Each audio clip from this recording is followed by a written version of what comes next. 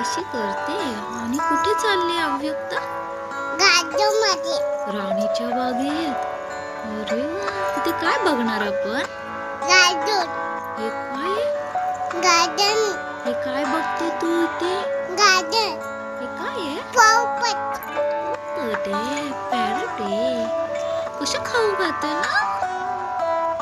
गंगत काले. पिल्लू खाते पिल्लू. तू कशावर बसले? मगरवर. हो ना? मगरवर. आणि इथे पाणी होतं ना? काय आहे? पाणी. काय आहे? कासव. असं काय करते? हे काय